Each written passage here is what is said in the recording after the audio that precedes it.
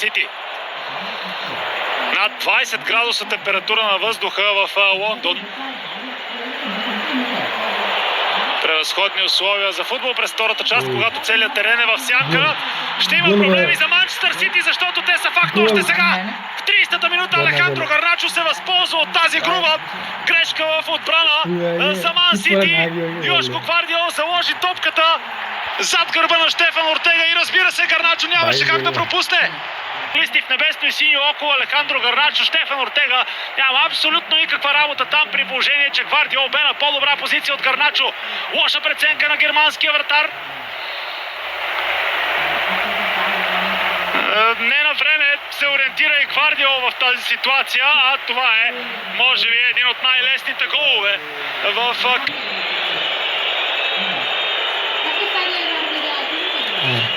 Ерлинг Холанд, иначе дясната половина от Уембли от тази гледна точка огласена от възгласите Вива Гарначо. Нещо, което започна с началото на престоя на Кристиано Роналдо на Олд Трафорд преди 20 години вече.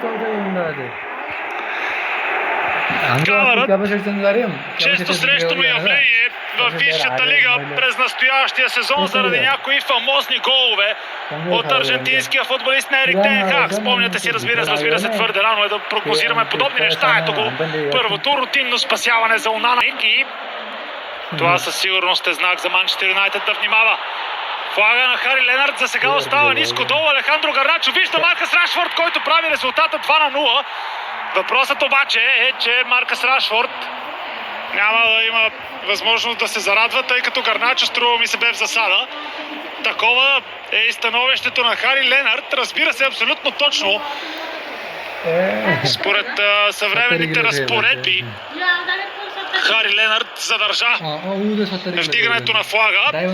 Позицията на Кайл Уокър тук е най-интересна. По отношение на паса към Гарначо остават въпросителните, иначе Рашфорд със сигурност в чиста позиция. Добра игра от Хърватина, изостря нещата с този пас към Родри. Де Бройне търси позиция. Не успя да отиграе белгиеца по най-добрия начин. Трудна бе и топката. Гвардиол не предполагаше, че Де Бройне ще иска да отиграе с едно докосване. И сега още една дълга топка зад гърба на отбраната в небесно-синьо. Гарначо намерен от Рашфорд по превъзходен начин. Аржентинецът тръгва на дрибъл срещу футболиста съперника. Великолепен шанс за Коби Мейно. 2-0 за Манчестър Юнайтед. 39-та минута на срещата.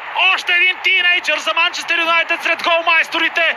Заслугата тук обаче трябва да бъде, струва ми се, равно разпределена между голмайстора, асистента Бруно Фернандеш, Гарначо и Маркъс Рашфорд, който с този великолепен пас по ширината на игрището отвори атаката в червено и черно.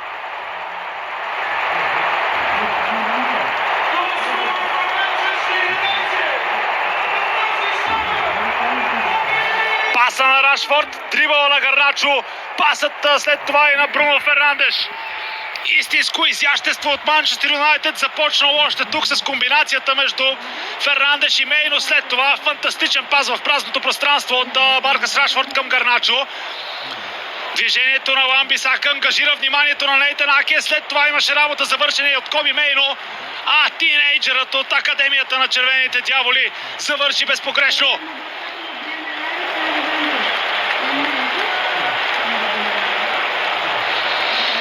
Тежестта на Ортега в дясно, ударът на Коби Мейно в ляво от германския страж на Сити и резултатът е 2-0 в полза на Юнайтед.